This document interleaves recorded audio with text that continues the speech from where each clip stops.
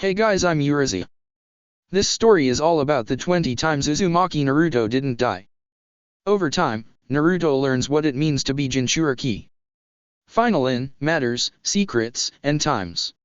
Before we proceed with the story, please like and subscribe to this channel if you liked the video and don't forget to check the description for the other works of the author if you liked the story. Let's start. 20 times Uzumaki Naruto didn't die. 1. Uzumaki Naruto doesn't realize what it truly means to be a Jinchuuriki until many years after his discovery of being one. This is because Naruto is as different from other vessels as they are from normal humans. His first inkling that he is somehow different from the others comes during his battle with his former comrade, Uchiha Sasuke, at the Valley of the End. It isn't that he healed a hole through his chest the diameter of a softball in a matter of seconds that disturbs him. It's that even after being run through by a Chidori, he doesn't fall over. He doesn't fall, he doesn't stagger, he doesn't even kneel, even before the dark red chakra begins to pour out of him. It just doesn't affect him the way he would have thought, and it clashes with what little he knows about himself. Rapid healing doesn't mean reducing the amount of pain or damage one takes. It simply alleviates pain and damage faster. This, though, is something else. Later, when he's gauzed up and lying in the hospital bed, he stares at Sasuke's headband. His friends, the Hokage, and even his teacher all think he's staring at it because he's thinking of Sasuke. He isn't. He's thinking of what Sasuke said. "Kukyuku, you moved at the last moment and it missed your heart." He tries not to think about it, but even then he has to wonder. Would it have made any difference? 2. The day Naruto is born, he dies the instant the Kyuubi's soul is forced into his body. The Yondaime lays in the dirt, sorrowfully cradling the dead infant in his arms. It's a monstrous sacrifice to destroy a monster, but it's done. He'll accept his punishment in the afterlife with resignation. He has murdered not only a babe, but his own son, and regardless of how noble his cause is, Minato knows such actions don't go unanswered. But it's done. He's done what thousands of others over countless centuries have failed to do. The beast is finally dead. Despite his guilt, he can't stop the small eel of pride that worms its way through him. And then, in the Yondaime Hokage's moment of bitter triumph, the dead infant stirs in his arms. The baby's chest rattles and it lets loose a terrible wail. Namikaze Minato stares into the boiling red eyes of his only child as the jaws of the god of death close around his soul. He should have known. He should have known. Stupid Minato, you should have known. It could never be so easy. No sacrifice is great enough. Nothing can stop it. The beast will live on. And damn him for a fool, he's just given the monster his newborn son. As his soul descends into the gut of the Shinigami and merciful darkness obscures his sight, the great Yondaime can't help but wonder to himself. What have I done? 3. Contrary to the beliefs of both Naruto and Hatake Kakashi, the Battle of the Great Naruto Bridge isn't the first time Naruto uses the Kyuubi's chakra. As a child, when he's around 4 or so, the Umbu watching over him slacks off for about half an hour. As luck has it, a rather bitter Chunin has been waiting for just such an opportunity. The man strikes and in seconds, a blonde child lays on the ground with his skull fractured and a chunk of bone an inch long lodged in the side of his brain. The Chunin, assuming his family's honor is successfully restored, turns his back and walks away. He makes only 3 steps when a hand hissing with boiling chakra emerges from the front of his throat. The thing with blood-red irises glances at the man, then rolls its eyes in concentration as its head wound bubbles. The bone piece surfaces and welds back into place. Capillaries and veins knit back together and skin reseals. Soft, gray brain tissues gently flow back together and severed neurons reconnect to their proper anchor points. Its work done, the creature recedes and leaves a very confused boy staring down at a dying ninja, wondering what is going on. He's still standing there when an Umbu team led by the Sandaime Hokage himself arrive on the scene. Sarutobi doesn't let Naruto out of his sight for over a month, the council's mutterings be damned. It isn't until he's certain the boy will never remember the incident that he reluctantly allows him to return to his status as a ward of the city. Ironically, though the stress of the demon chakra burns the memory of the attack from Naruto's mind, it also forces him to forget the happiest weeks of his life when he was in the care of the third. Naruto is still strangely fond of the old man till the day Sarutobi dies, for a reason he'll never know. 4. The first person to notice Naruto's healing ability is Kakashi. The first person to realize that it goes beyond rapid healing and into something else is Tsunade. Human hearts don't just start beating again after they stop, especially after being sliced open by an expert medic nin like Kabuto. Tsunade recognizes the unnatural when she sees it. She's relieved that the boy that reminds her so much of Nawaki and Dan is alive, but she can't help but feel a dark foreboding sensation when the skin beneath her fingertips begins to twitch again. She doesn't know what the future holds for Naruto, and honestly, she doesn't want to. A shamefully large part of her is glad she'll be long dead before his fate catches up to him. Tsunade still can't escape the fact that his face has replaced her brother and lover in her dark dreams late at night. 5.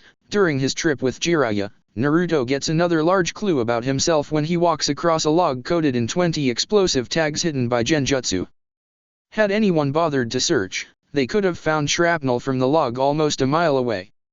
The boom is loud enough to scare birds into flight 3 miles away. An orange piece of fabric that used to be part of Naruto's distinctive suit drifts on the winds all the way into Lightning Country. Naruto remembers little of the aftermath.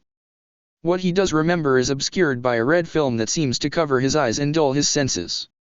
He remembers only 2 parts of the aftermath, but each with horrifying clarity. He remembers watching his own severed hand being drawn by some invisible force back to his body from a distance of 20 feet away. He also remembers his other hand reaching down of its own accord to shove what was left of his right eye back into its socket. When Jiraiya finds him 3 hours later, he's lying on his back in a nearby clearing and staring up into the twilight sky. His skin is covered in drying blood and the rags of his favorite outfit, but his body is whole and unmarred by even the faintest scar or the slightest scratch. The Toad Hermit is delighted beyond words at the potential in Naruto. Even in his wildest dreams, he never thought his often idiotic student held so much power in his short, stocky frame. Even though the boy is clearly uncomfortable and even though there are warning bells going off in his head, Jiraiya insists on immediate training to bring even more of the Kyuubi's power to the surface. Less than a week later, Naruto brings out 4 bloody tails of chakra and puts a hole the size of a grapefruit through his sensei's sternum. Jiraiya never encourages the use of the demon's chakra again. 6. Over the 3 years or so from when she was first teamed up with Naruto, Sakura has been slowly thinking of him more and more as a potential romantic interest. She truly begins to consider him a serious alternative to the indifferent Sasuke the first time she sees him after his training trip, when she realizes she now has to look up to meet his eyes. The golden hair, tanned skin, and bright smile suddenly don't seem so annoying anymore. Over the course of the following months, Sakura's notice of Naruto turns into mild interest, which turns into active interest, which turns into a full crush. That changes the day they're captured on a mission into Earth Country. While Konoha has a torture and interrogation unit, there are still major rules and regulations to follow in regards to POWs. Stone Nins have no such rules, and even if they did, they would blatantly ignore them in favor of getting some payback with some uppity leaf trash. Sakura knows this and furthermore knows just what kind of things happen to female shinobi in Stone POW camps. Much to her shame, she is all too relieved when Naruto manages to goad her would-be rapists into torturing him instead.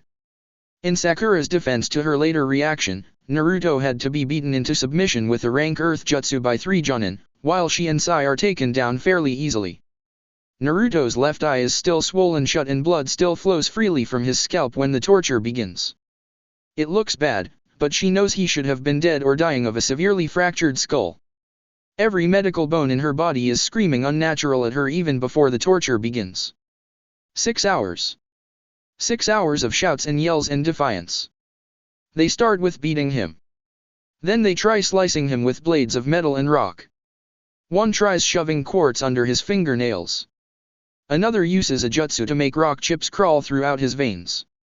Another decides Naruto doesn't really need his right ear.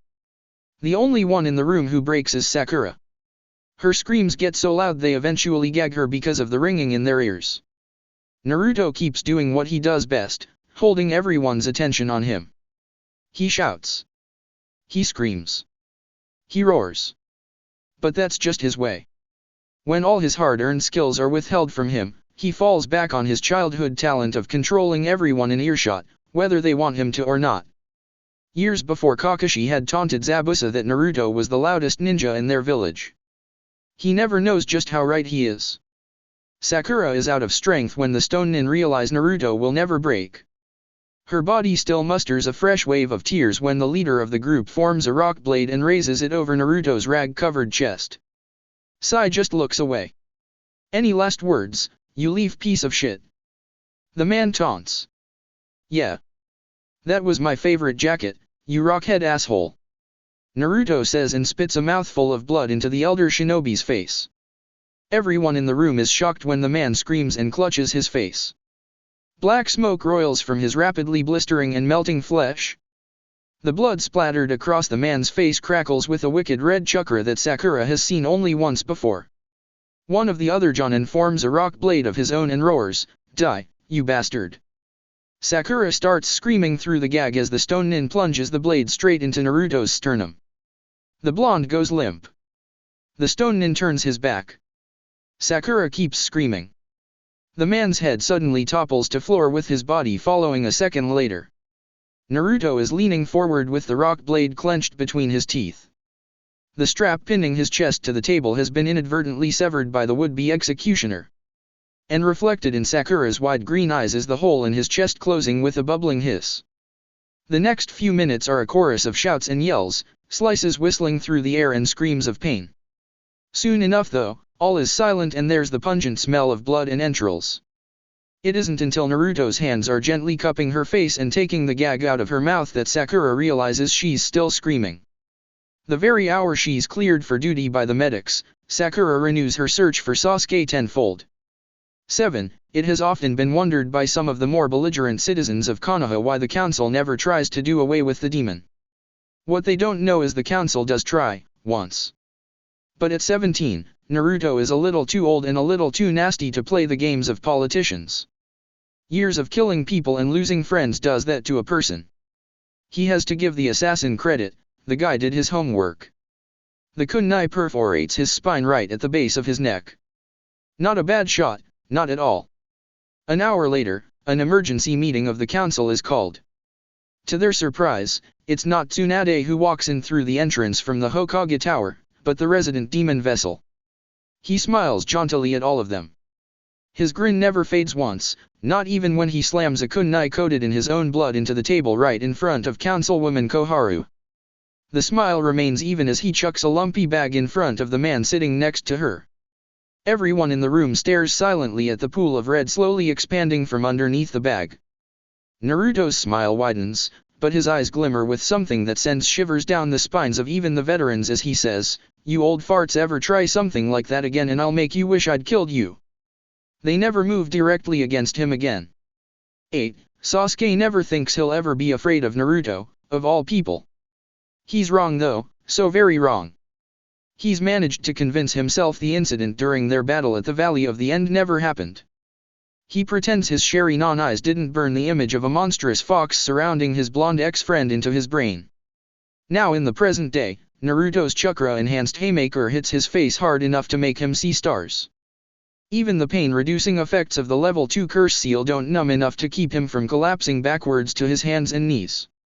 He's fairly certain the two hard things he just swallowed were teeth.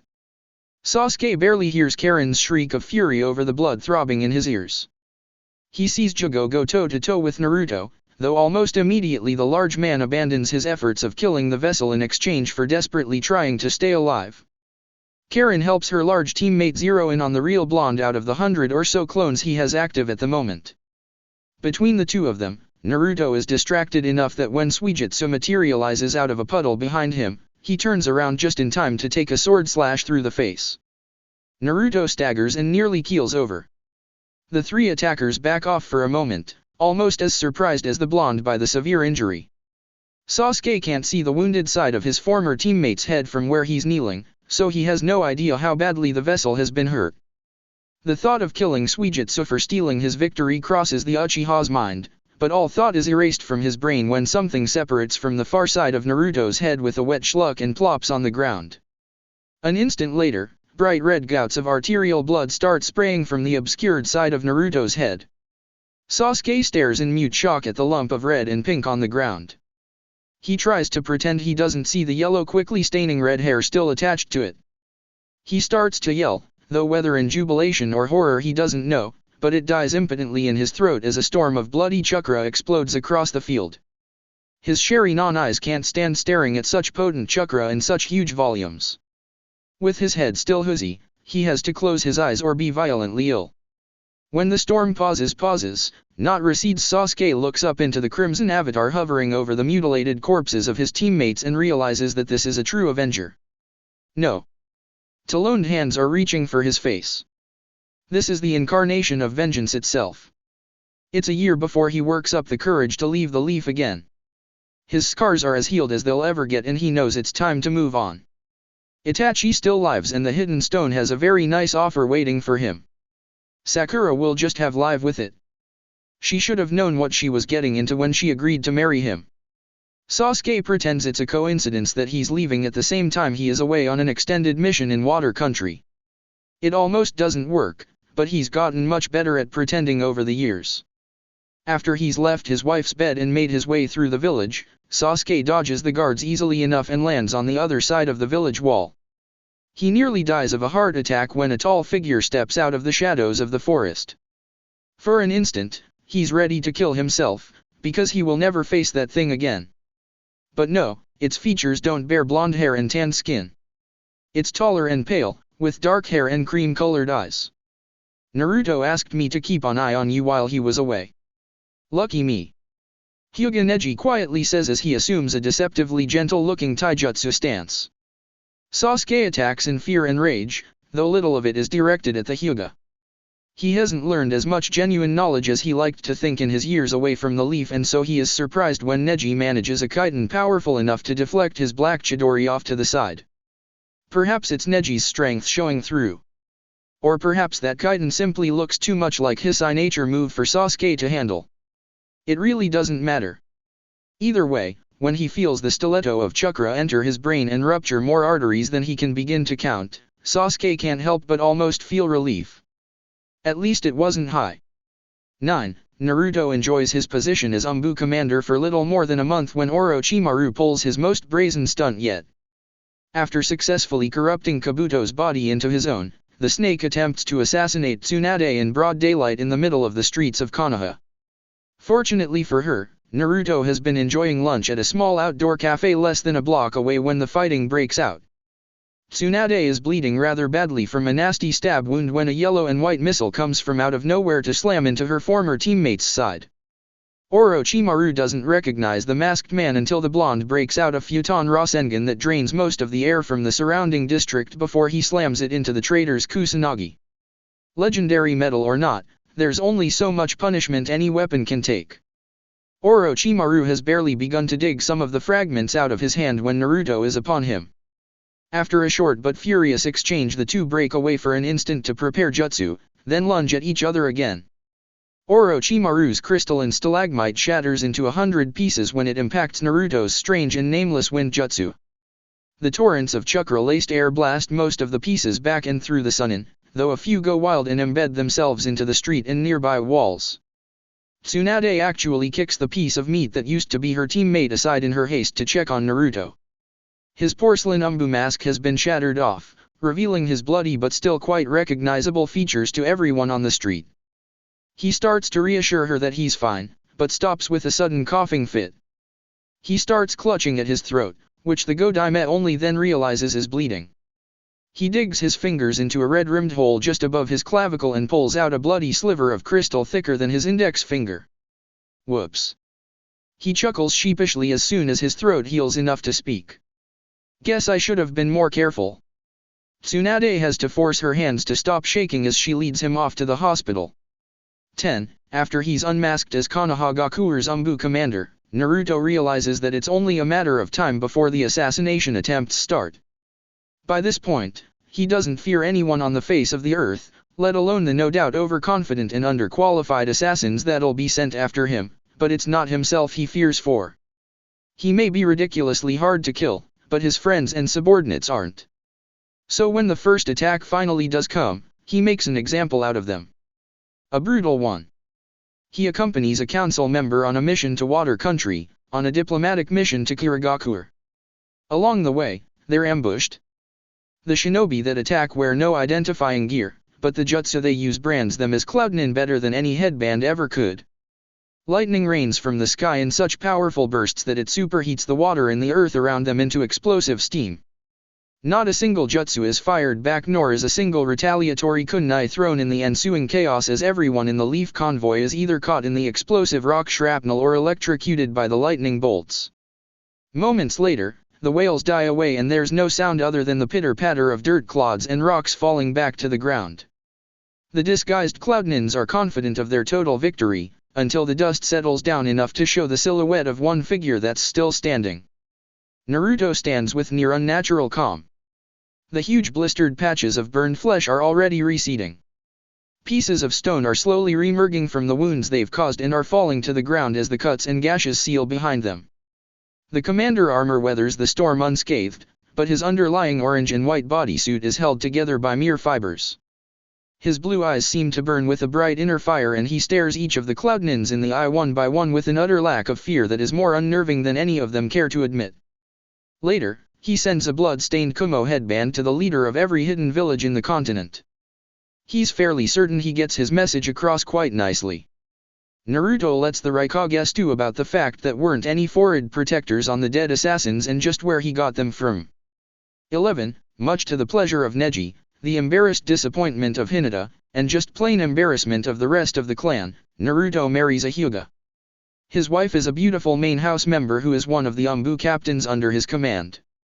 Naruto has been impressed with her ever since their first meeting, when she threatened to Jiyuken him in the balls if he didn't stop using the sink in the Umbu's staff room to wash his dirty laundry, delicates and all. Hyuga Haruki is very much not impressed by him, especially when he, her commanding officer, as she often reminds him, starts bothering her constantly for a date. Just the thought of a main house noble dating the village pariah, who to this day still has no land or property to his name and only a commissioned military rank for a title, is incomprehensible to the prideful young woman. No one ever says it'll be easy for him. But Naruto is used to fighting uphill battles and doesn't think twice about pursuing a richer, smarter woman who is not only on the polar opposite of the social spectrum from him, but also 5 years older. It takes several months of pestering and bailing her out of nasty situations, but Naruto finally manages to wheedle a date out of the uptight Hyuga noble. One date turns into 2. Then 3. Then more.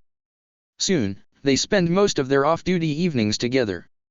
Haruki finds that much to her surprise, Naruto is quite an enjoyable teen/man to be around. And it further surprises her when she wakes up one day and realizes she much prefers time spent with him to time spent without. It doesn't hurt that he has the sex drive of a teenager and the stamina of a demon. It isn't until he gets into a fight with yet another swordsman of the hidden mist that Haruki realizes he means more to her than just a warm and fun companion. She never caught the other nin's name. Thank Kami it wasn't Hoshigaki Kisame, because she's fairly certain neither of them would have made it home that day. The tall woman has the typical lean build of Mistnin, but her Odachi is anything but slim. On top of that, Naruto isn't used to fighting Sutten specialists. It shows. Badly. A freezing jet of water turning into ice to his face disorients him long enough for the swordswoman to disarm him, literally. His guard is wide open for a diagonal slash that splits his chest open from his left shoulder to the flesh above his right hip bone. The swordswoman pauses to smirk, and that's all the opportunity Haruki needs to get in close and use Neji-kun's special killing maneuver that cousin Hanabi-chan jokingly calls the Lobotomizer. Turns out it works on legendary swordswomen just as well as it works on traitorous Uchiha. Haruki is by the commander's side almost before the dead Mistnin hits the ground. Her normally stoic face is twisted in pain and her cream-colored eyes splash hot tears over the pale and slack face of the blonde. She's heard the stories, even seen smaller-scale examples of his legendary regeneration with her own eyes, and right now she's praying to all the kami she was too indifferent to ever believe in that he'll just breathe, just open his eyes, Jew. Naruto stirs beneath her and lets out a wet hacking cough that immediately makes him groan in agony. A disgusting amount of blood comes up out of his mouth with the next round of coughs. Blue eyes open and look up dazedly into wide and shocked lavender cream eyes. Hey babe, what did I miss? He manages to choke out. Color is already returning to his features. You You died. Hiroki says, dumbstruck. Some part of her that sounds a lot like Uncle Hayashi kicks herself for such a cliché line. Kinda. It happens. Naruto grumbles as though annoyed such things keep happening to him. Hiroki glances down, then immediately looks back up when she realizes she's looking into her lover's guts. Mending guts, but guts nonetheless. It's different seeing them with her natural sight than with the Byakugan. Having nothing better to look at, she keeps staring into the commander's blue eyes. Will you stop, cough looking at me like that? This is Weedeshhakird enough as it is. Naruto mutters in between choking up pieces of meaty fiber from his lungs. I love you.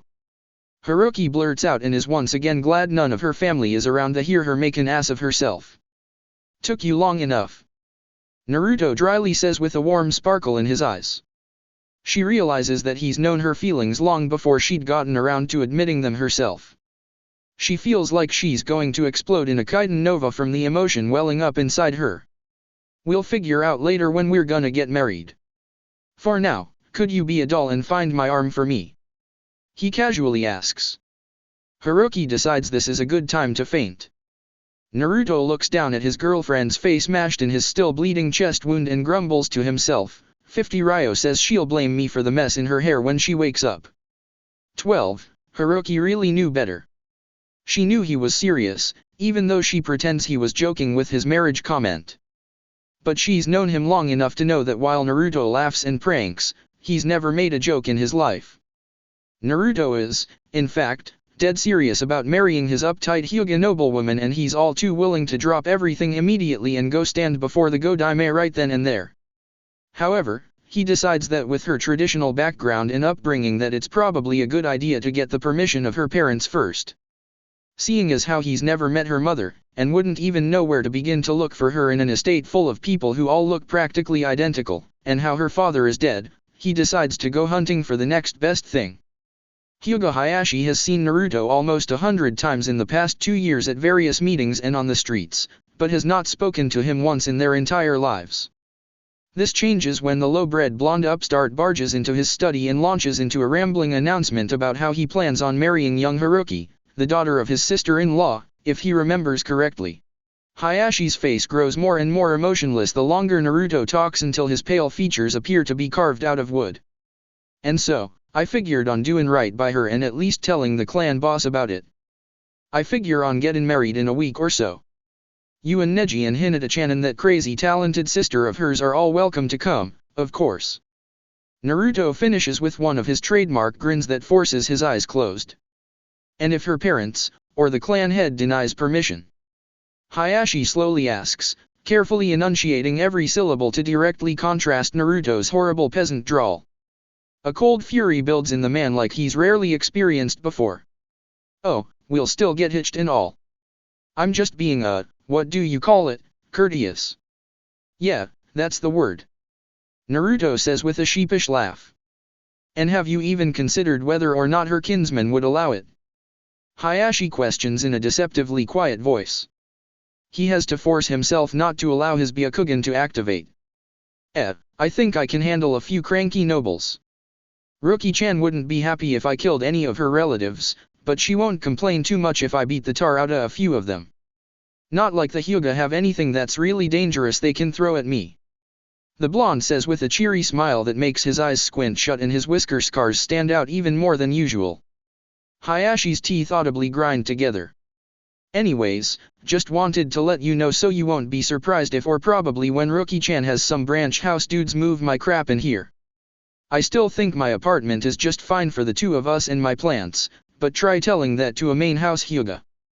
Naruto says with a chuckle as he stands. He turns and starts to walk to the door, presumably to show himself out. Hayashi is on his feet with all the silence and grace of a shinobi worthy of being the leader of the noblest clan in the entire world. His hand is outstretched with a Gyuken blade of chakra so potent that he could have seen it even had he not activated his Byakugan. Naruto's back is turned and he's totally relaxed. How this piece of trash ever became leader of the Umbu is a mystery. Hayashi is no fool though. He knows whatever its other faults may be, this thing is practically immortal. But his attack is so powerful, he's certain that when it strikes the back of that fuzzy blonde head, what little of the impudent little bastard's brains that aren't fried to ash will ooze right out those tan, mongrel ears. He mentally dares the filth to try regenerating from that. His chakra blade is literally half a foot from the back of Naruto's skull when Hayashi is engulfed in a sea of killing intent. His Gyuken jutsu fizzles out as he focuses all his willpower on keeping his lungs from locking up. As the other man slowly turns his head to fix one eye on the pale noble, Hayashi is very suddenly and very successfully reminded of the fact that he is the only actual human in the room. And he dares to think himself not a fool. Naruto's smile is as wide as ever, but his electric blue eyes sparkle red in the room's dim lamplight. Hayashi-kun, I can call you that, right? See, I think you're under the mistaken impression that you have a say in the matter. Gone is the casual twanging drawl of a bumpkin. He tries to force himself to focus only on breathing, but somehow all his thoughts are on the words knifing their way through his ear canals. Furthermore, you also seem to be under the impression that you're free to act against me. The calm tones hold hidden undercurrents of icy malice. His heart is beating so fast it's literally hurting the inside of his ribcage. Or even worse, act against Hiroki. The voice of a trained killer. The inside of his left arm is inflicted with a stabbing pain that most likely means impending heart attack. Or that you'll be doing anything except giving that arrogant little nod of yours at the ceremony, signing all the right documents to make it official inside the clan, and then going back to whatever it is uptight nobles waste their lives with. The words of a forged killer. He can't control his breathing anymore and he's getting lightheaded. Naruto's face is suddenly inches from his and he can look nowhere else but into blue pools of liquid nightmare as the vessel speaks. You'll sign the papers. You'll convince the elders that this is a smart idea. You won't say a damn thing to Hiroki ever unless it's to congratulate her for a promotion or a pregnancy. You won't try to cop a cheap revenge through Neji. The same goes for Hinata and Hanabi. They're my family now, not yours. And you won't ever be stupid enough to even consider making a move against me. This is not a threat. This is not a command. This is how it's going to be. There is no or else. The promise of a born killer. A sharp pain lances through Hayashi's head. His right eye goes dark at the same time he loses feeling on that side of his body. As he collapses to the floor, the sea of hell lifts from him and he chokes a ragged breath into his lungs. I'll be damned. You actually had a stroke from that. I'll do my first duty as an in-law and inform the medics about your situation on my way to the tower, Hayashi-kun. I'm sure Bachan will have most of your mobility restored within a couple weeks. Don't bother getting up. I'll see myself out. The marriage is delayed for a few days, as the clan elders demand that Hayashi be able to attend the ceremony for it to be official. The Godaime's repairs to his brain have restored enough back to him that he can watch with both eyes as his nephew and that strange teammate of his get into an argument most unbecoming of their age about which one gets to be Naruto's best man. He keeps watching even as the blonde lets out a deep belly laugh at their argument and drags them both up to his side of the altar. He watches as shy, reclusive Hinata smiles warmly, though a bit sadly, at Naruto and even laughs out loud when he suggests that he and his best men go through the ceremony minus their pants. He watches as Naruto starts to back up his suggestion and sees Hanabi, cold, ruthless, and almost terrifyingly talented Hanabi who made Jonin at a younger age than even her prodigy cousin, fail to hide a smile as she decks the blonde for his antics. He stares and keeps staring as the ceremony starts, as Tsunade makes the pact official, and as Naruto grabs up his stiff, in attitude, not in body, Hayashi is disgusted to notice, bride and gives her a preview of that night's honeymoon in front of everyone gathered. He's sitting in the furthest back row of the room. When he hears a small sound directly to his right, Hayashi slowly turns and meets the green-eyed gaze of Tsunade's pink-haired former apprentice. A vast gulf of wealth, gender, age, and genetics may divide them, but Hayashi knows that the exact same thoughts are running through both their heads. Just as he also knows that they will forever remain thoughts and nothing more for the rest of both their lives. Uchiha Sakura stays just long enough to be polite and not a moment more.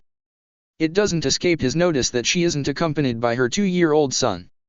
It's a small freedom, but one he still envies. Hyuga Hayashi finally has an idea of what life is like for his branded kinsman. 13. It's a simple accident. He should have expected it, really.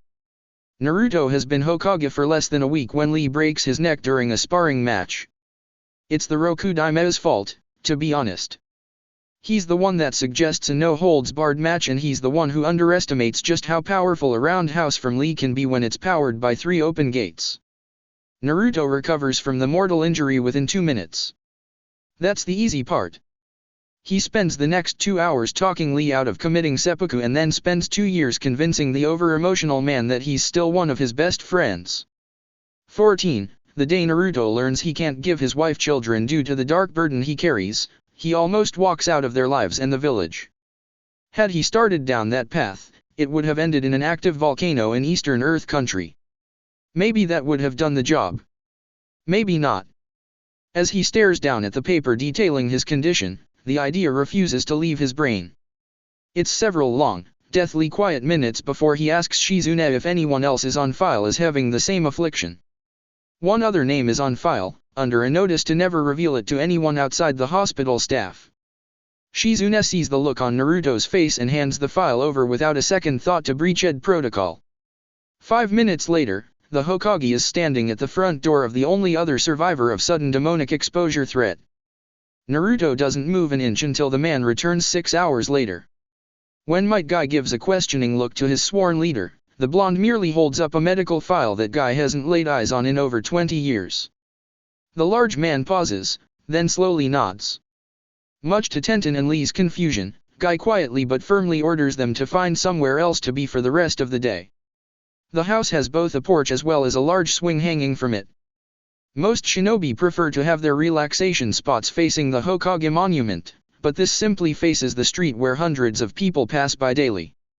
Naruto and Guy sit in silence for hours, until well after sundown. The only sound is the creaking of the porch swing as the Rokudaime gently pushes off on the deck with his foot. They sit and watch the citizens of Konoha as they pass by. About 2 hours after the street lamps click on, Neji shows up at the house looking for his team leader. When the Hyuga says, "Guy-sensei," and Guy answers back with, "Neji-kun," it finally clicks in the Hokage's mind. He stands calmly, but abruptly. Neji looks at him in surprise at the sudden movement.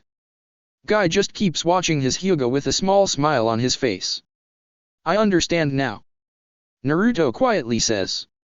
Guy stoically nods. The Hokage steps off the porch and begins walking down the path.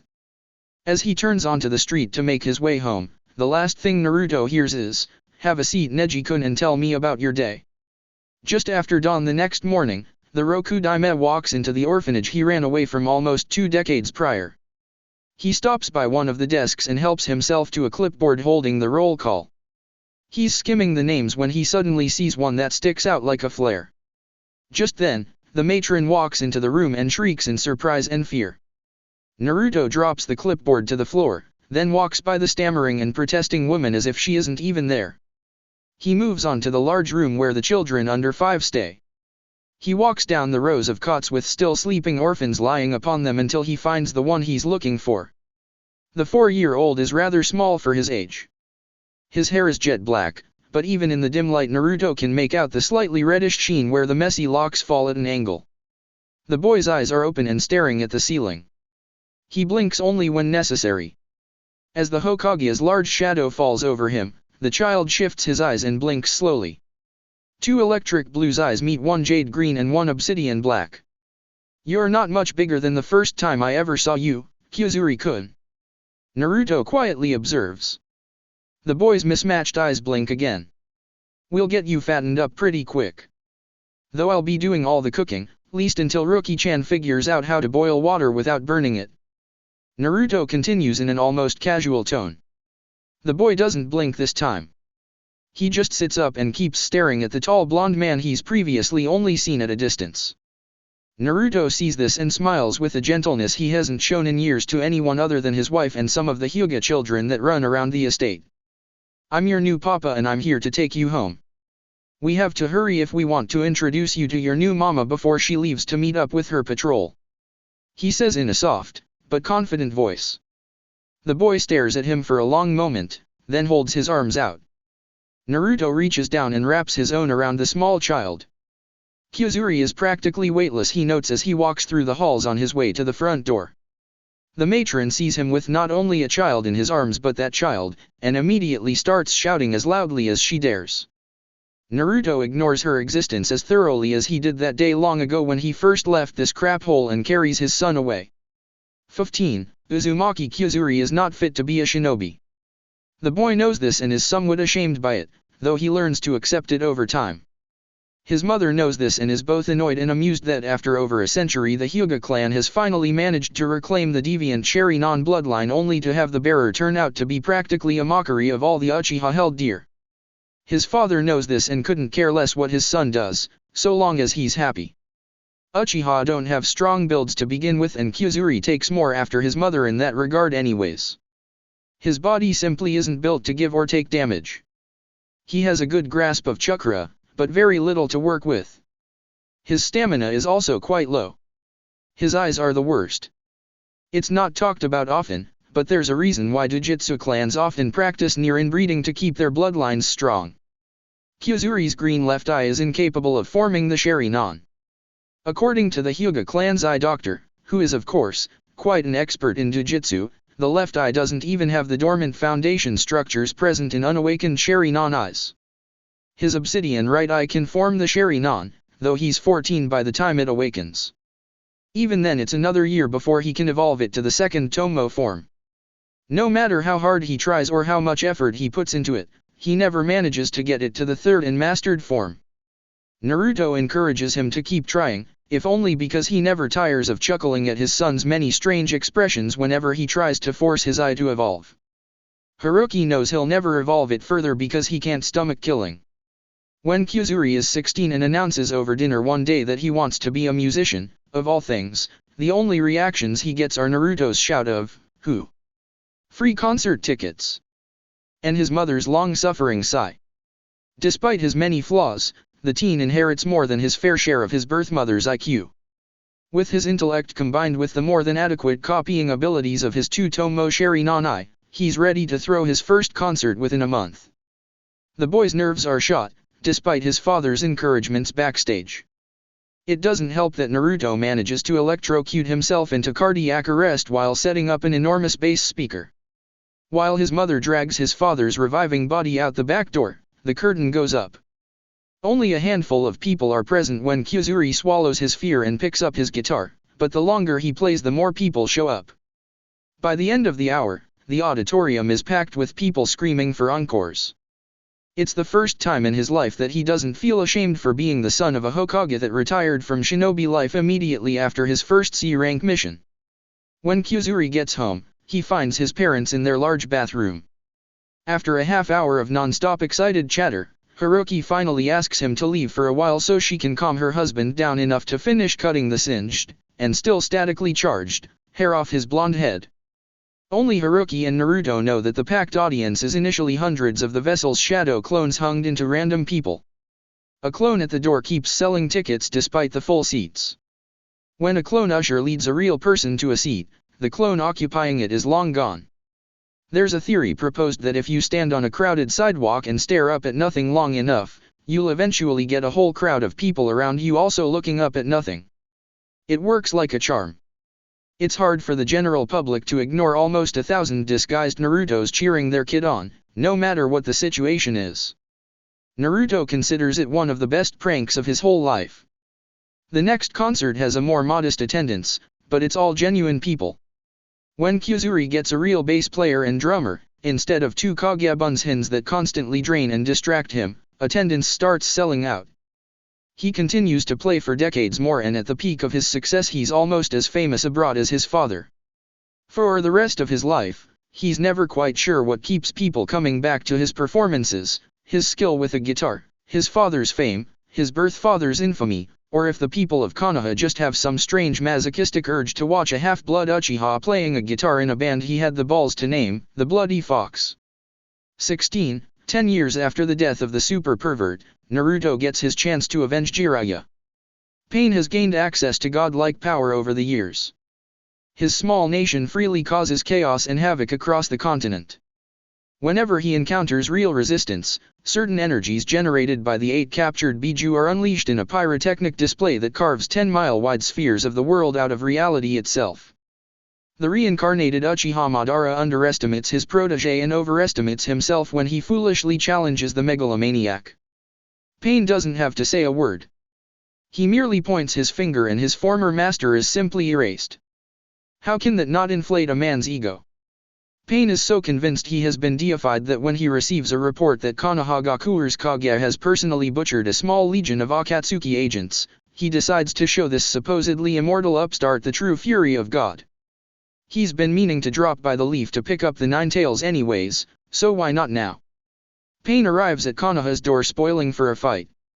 He starts by eradicating the Hokage monument while he's still 4 miles out from the village walls. After that, he kicks around the pathetic Umbu for a bit while waiting for the Hokage to show up. Even as he kills them he admits to them that Naruto, followed by Neji, have both done bang-up jobs getting the Leaf Umbu Corps' sloppy ass into shape. These Umbu warriors are a far cry from the batch that practically handed the village over to Orochimaru during the invasion 13 years ago, but they're still no match for one with the backing of heaven itself. When Pain is hit by a yellow-haired meteor and shoved into a tunnel of air that spits him out somewhere in the wastes of Wind Country, he doesn't get worried.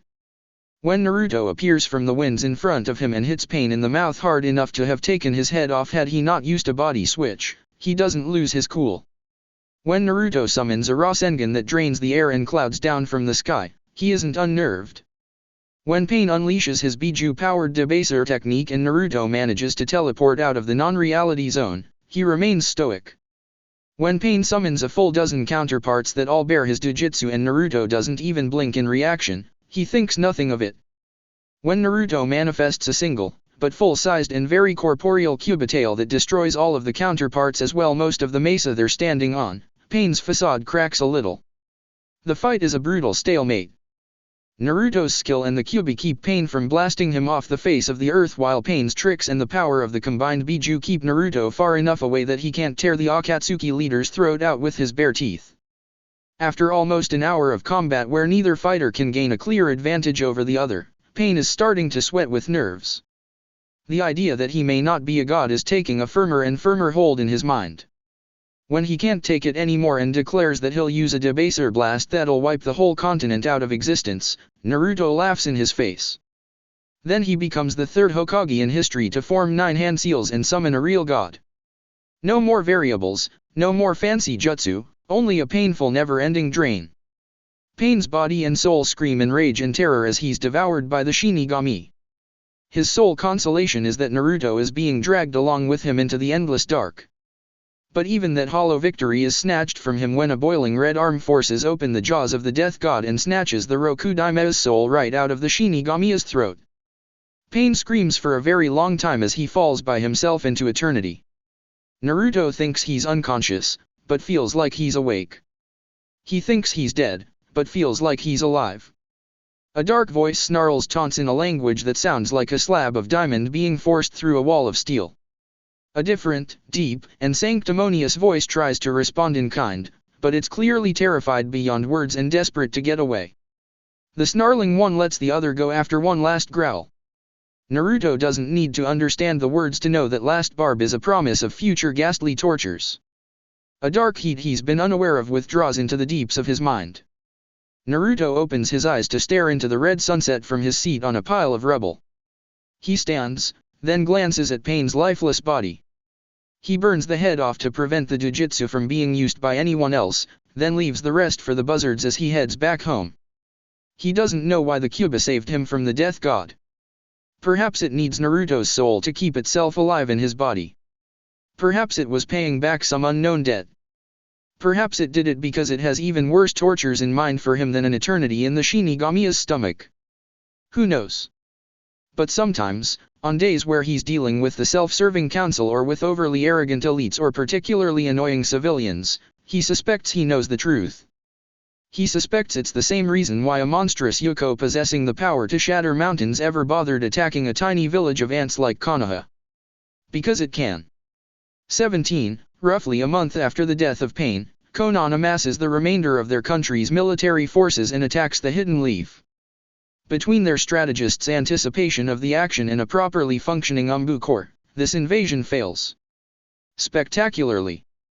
Konan is out for revenge though, and when she sees the lines breaking in the Leaf's favor, she summons a monstrous entity that holds the souls of the 8 captured Biju. When all his attacks upon it fail, Naruto resorts to attempting to summon the Shinigami again. He's almost amused when the death god refuses to answer his call. The distraction costs him as the thing lets loose a blast he only partially dodges.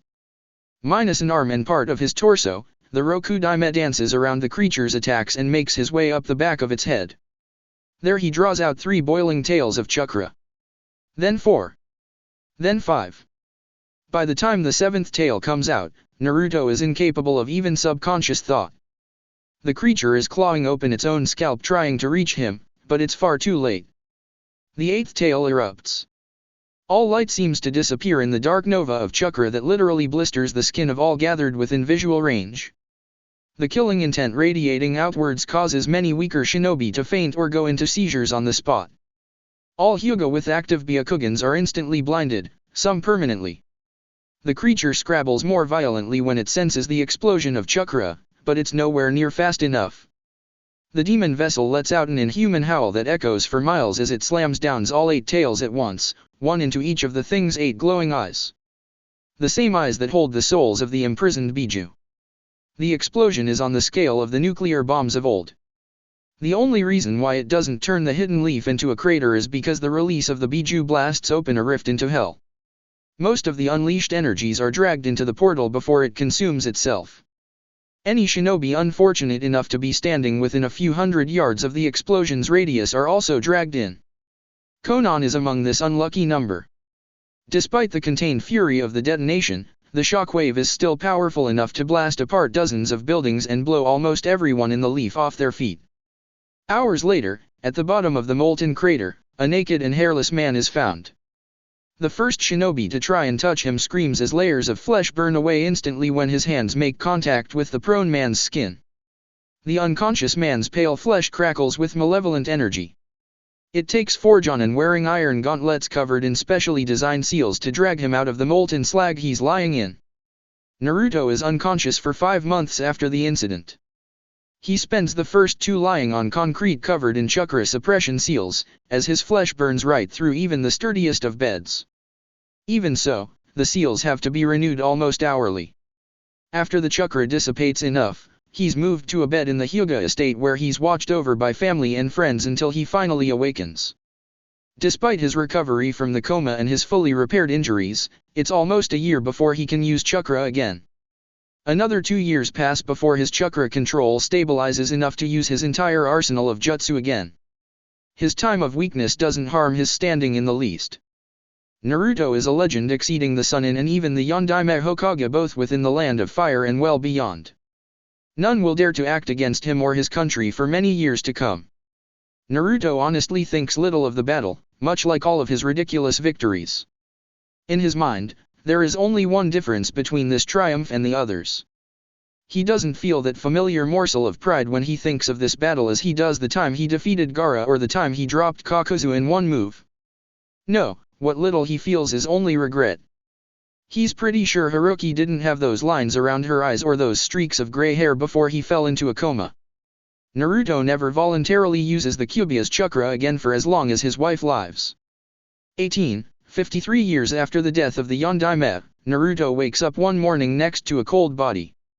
Despite all the signs in front of him, despite still looking like a 20-year-old while she slowly aged more and more, despite still waking every morning as early as he ever did while she needed more and more sleep, despite still being an active Kage going strong while she had to retire, his wife's death still takes him by utter surprise.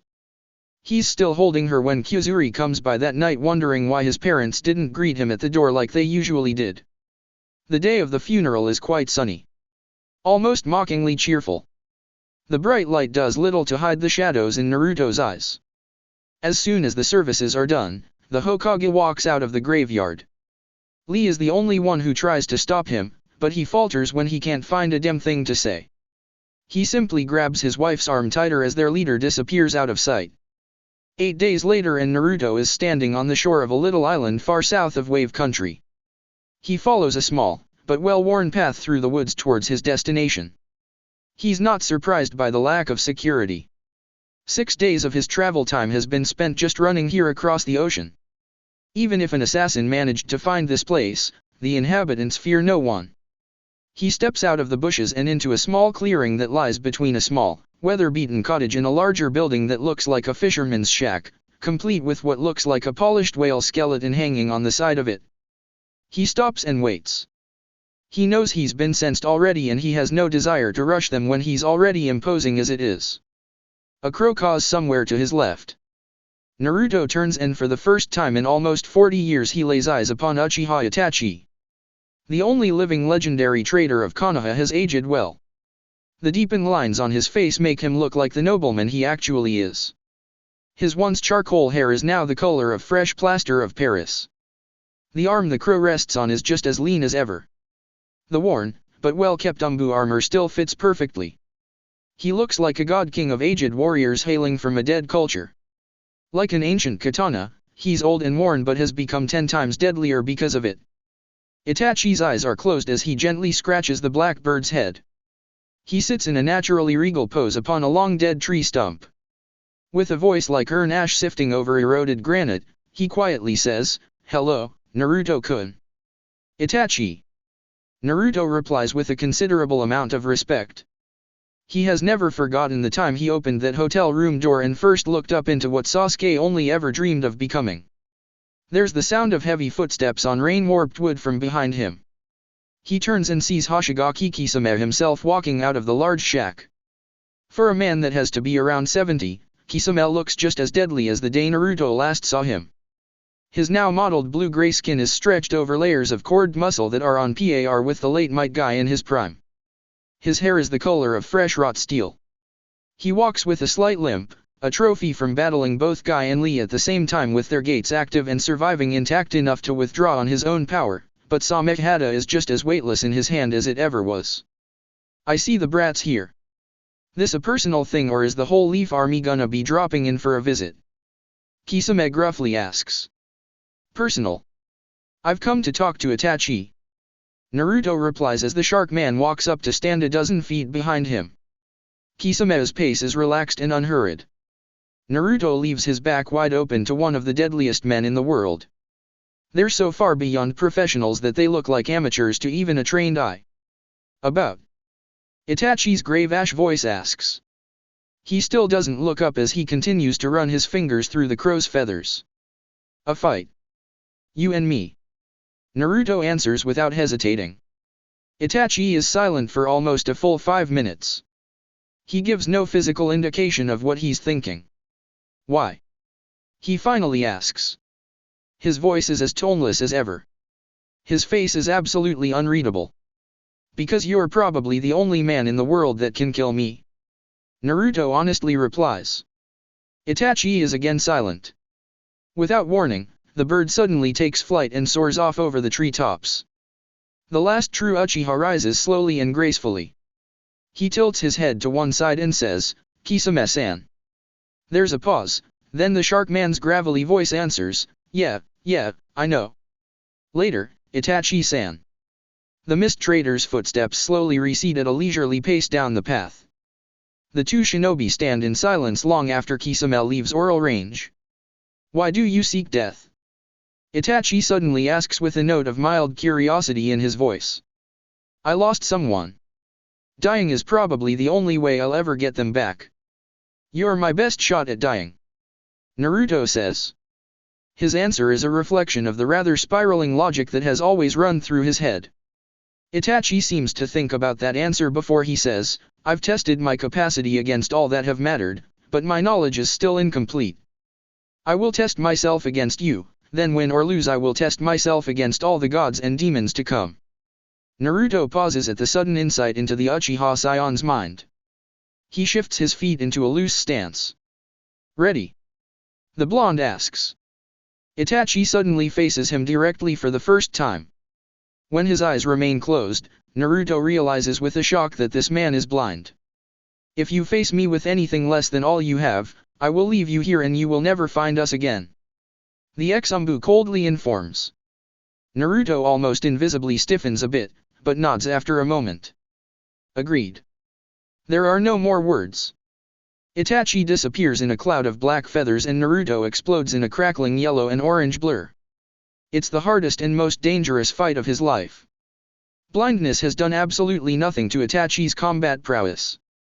He tracks Naruto's movements uncannily and is able to predict the Hokage's actions better than his younger brother ever could, even with a fully mastered Sharingan. He doesn't throw jutsu around, but he doesn't overly conserve his chakra either. He thinks and analyzes, but is never lost in thought or hesitant to react. He plans, but doesn't overplan. Every movement is simple, efficient, and brutal. Without a doubt, Itachi is the most perfect shinobi Naruto has ever and will ever encounter. And he realizes that unlike every other Uchiha in history, Itachi's strength lies in his mastery of himself, not the clan bloodline. To Itachi, the Sharingan is and always has been just another tool at his disposal. The loss of it means nothing more to him than if he'd broken a kunai. No wonder he killed his whole clan. In his eyes, their very existence must have been a pathetic joke with no punchline. Despite himself, Naruto actually wants to win.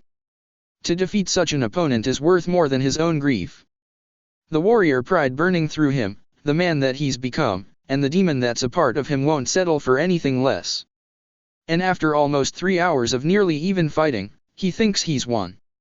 He blurs in behind the Uchiha and manages to slice his arm open. Itachi spins in place and disappears in a whirl of feathers. A flare of chakra so powerful it's almost Biju class ignites the air behind him. Naruto turns almost in disbelief to see Itachi opening his burning black eyes. He's wrong. He's assumed the Uchiha has lost the entire use of his bloodline along with his sight. It never occurs to him that sight or no, the other man might still be able to force parts of his Sharingan to work. Naruto realizes he's been expertly outmaneuvered from the very beginning of the battle, if not before. As jet black fire engulfs his entire being, he can think only one thing. Genius. The pain starts and it doesn't stop. He screams and howls in true agony. This isn't pain he can just shrug off. This isn't a wound he can just bounce back from. This fire cuts almost as much as it sears. It burns deep. It burns and it doesn't stop. He can't see anything.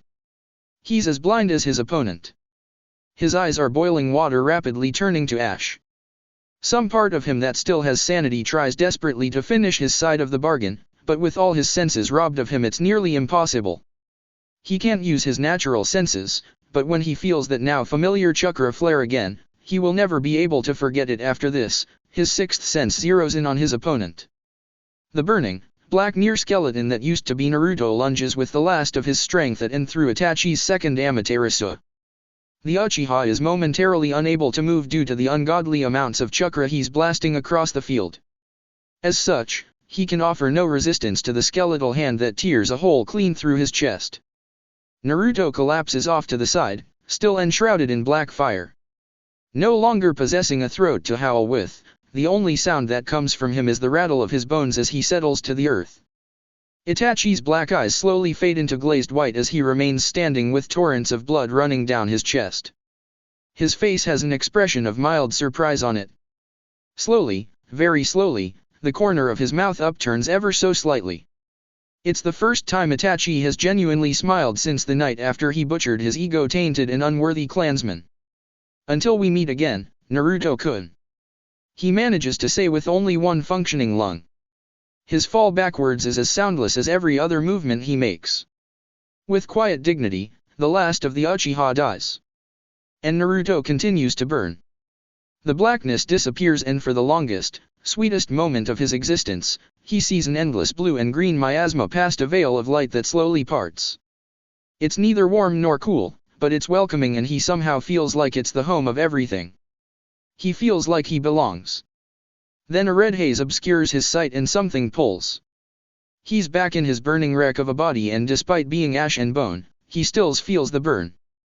It has scored him deep and it still does not stop.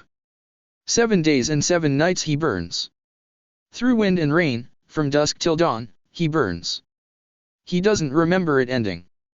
When he slowly opens his eyes, he's sure he's dreaming and is trapped forever in a cage of black flames. But then he manages to get a hand underneath himself and sits up. He's in the clearing, at the center of a wide circle of scorched earth. All around, he can see the scars of battle upon the trees and in the ground. He looks down at himself and finds himself naked, but whole. He shouldn't be surprised, but still is. The sound of wood clunking against wood draws his attention off to the right. At the edge of the tree line, he sees a huge bed of logs and branches. Upon it lies a form covered in a large black cloth. A tall blue man is adding the last wad of pine tar to the base of the structure. Naruto manages to stagger to his feet and wobble over towards the scene just in time to watch Kisame ignite the pyre with a flint and steel. They're silent for almost an hour as they watch the bright orange and yellow flames. "So you lived." Kisame's voice breaks the silence. "It happens." Naruto quietly answers as he watches the funeral pyre. The shark man grunts. He watches the fire for a moment longer, then hefts his sword up onto his shoulder. Without a word, he starts to walk away. Naruto should leave well enough alone, even his tactless mind realizes this, but he can't help but call out to the ex-Mistnin's back, "Aren't you going to take a crack at me too?" Kisame says without turning, "Not a chance in hell, brat." Naruto tries goading, "Not even to get revenge for your friend." Kisame turns around and looks the blonde right in the eyes. Without hesitating, he says, "He wasn't my friend." Naruto stares in confusion. Kisame continues, "I don't know if it means anything to you and I don't care jack if it does, but I'm a soldier above all else. I walked away from the mist 50 years ago because they thought different. Itachi was my comrade and brother in arms for almost half a century." Understanding begins to dawn in Naruto's mind. Kisame says, "Brat, you gave my fellow soldier the death he's always wanted, but you still gave him death." Naruto can't think of anything to say. Kisame turns and starts walking away. Just before he disappears forever into the gloomy woods, he finishes, "And for that, I want you to live forever." Itachi's funeral pyre has long gone out by the time Naruto finds the strength to move. A month after Uzumaki Haruki's funeral and the Rokudaime's sudden disappearance, he returns to the Leaf. There's no warning. One day his office is empty pending the election of a Shishidaime, then the next he's behind his desk catching up on paperwork. It's so normal it's surreal. The only difference from before he left and after his return is two small incidents. The first is that someone breaks into the Uchiha clan tombs.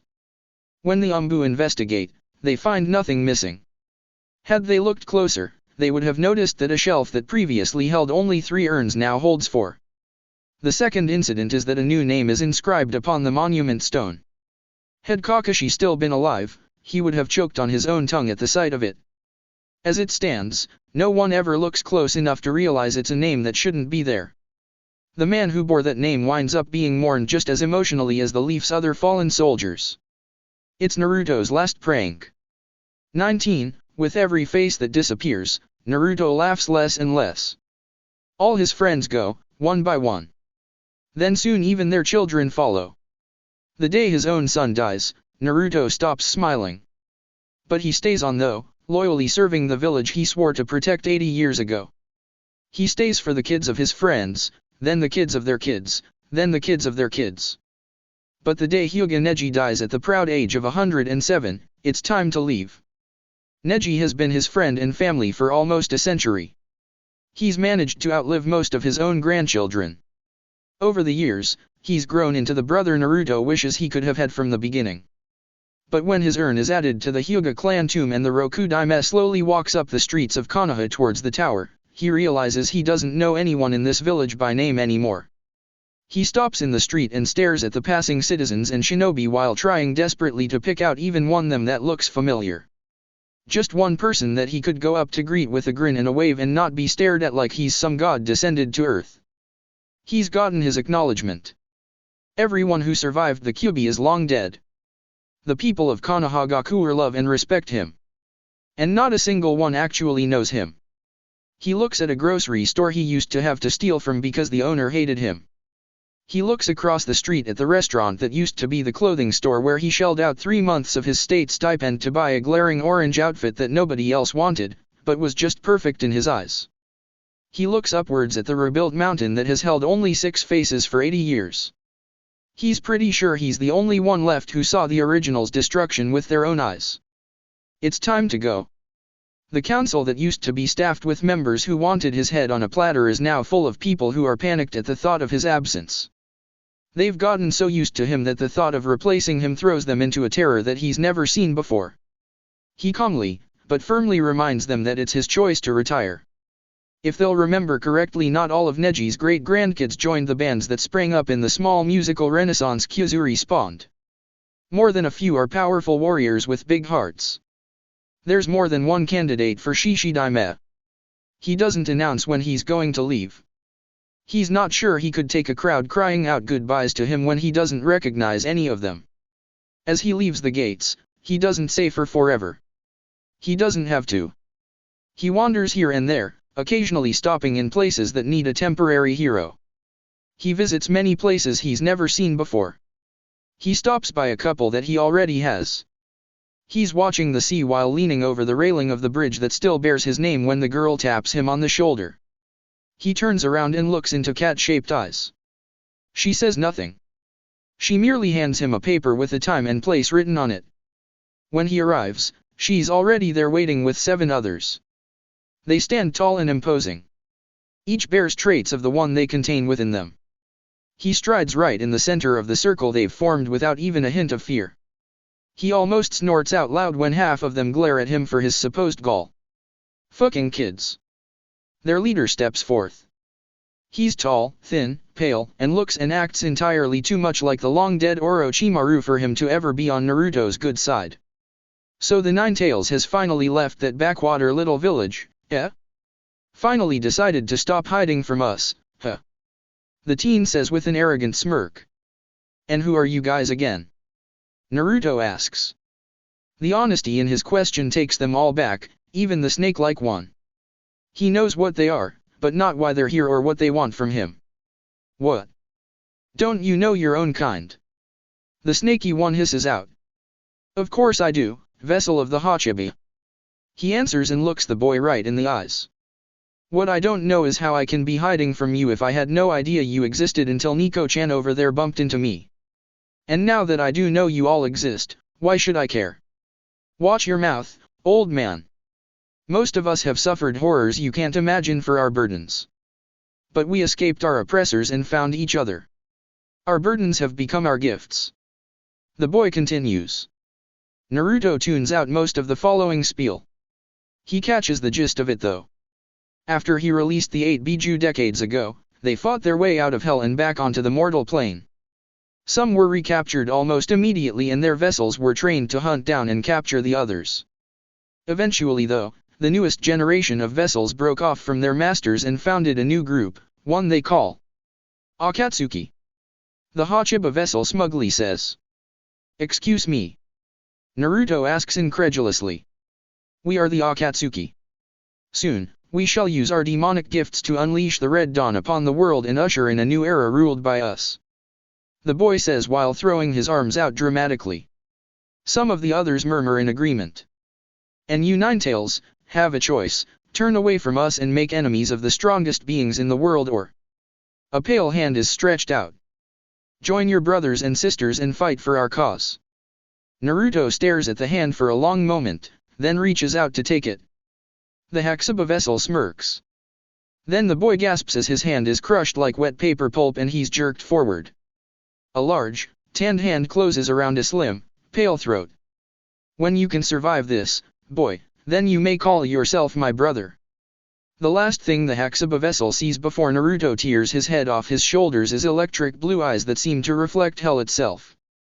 Naruto casually chucks the head off into the darkness. He turns and looks at the remaining 7. He sees terror and shock in their eyes. Good. If any of you ever bother me again, you'll join him. He walks off into the gloomy night. They part and give him a wide berth as he passes. He never sees another vessel again. 20, he's walked for so long. Such a terribly long time with so much more to come. He's seen so much that it all looks the same. It doesn't matter where he is or who he encounters, there's no real difference. Things are only unique in the short term. Given a long enough timeline and all one can see are the similarities. He's no longer in the land of ninja. He's long since wandered across the ocean into lands more vast and different than any shinobi could ever imagine. He wandered into new lands, but since then he's thoroughly explored them all. Now it all just looks the same. He's starting to forget things now. It's inevitable, he supposes. One thing he learned in the Umbu assassin classes is that no new brain cells are created during a human's lifetime. The brain can mend, but not produce new material. His brain endlessly rebuilds itself. Over time, all the little neurons that contain little pieces of each individual memory are being replaced by fresh blank cells. Eventually, there will be nothing of his past left. Nothing of himself left. He already has to occasionally remind himself of his own name. He attempts suicide only once. He stands over the edge of an active and violent volcano, in some land he never bothered to learn the name of. Enough time has passed that he could be back in the land of ninja for all he knows. The hidden villages are long gone, replaced by entirely different cultures. He wouldn't be able to recognize his home territory if he even bothered to try. He stands at the edge of the volcano's cone, looking down through the gases and steam to the boiling lava below. The ground rumbles underneath his feet. It won't be long before another eruption starts. He stares downwards, then slowly reaches his hand up and digs his fingers into his own chest. Bone snaps, then gives way as he grabs something deep inside his body cavity. With a vicious yank, he tears the dark red object out and hurls it through the sulfur clouds. He watches as his own heart disappears into the roiling lava. He doesn't have to look down to know that his chest is whole once again. He can already feel his heartbeat restarting. He already knows the truth of the matter. There is no end. He turns and slowly walks back down the mountain. The sole reason why he doesn't hurl himself in after his heart is that he doesn't want to spend eternity entombed in basalt. And so he wanders. He wanders and he thinks. He thinks about not being able to die. He wonders how anyone could ever possibly want this. Orochimaru was a damn fool. He supposes he could be angry. He has reason to be. He has every reason in the world to hate the Kyuubi. And the Yondaime. His own father who condemned him to this existence. He could hate them both so very easily. But he doesn't. It's pointless, after all. What's done is done. Nothing else to do but keep walking. Keep wandering. There are 8 other Biju. At any given time, there can be 8 other vessels. But there is only one Jinchuuriki. This isn't immortality. This is living human sacrifice. And there is no end. That's it for this movie. Thank you for watching and see you on the next video.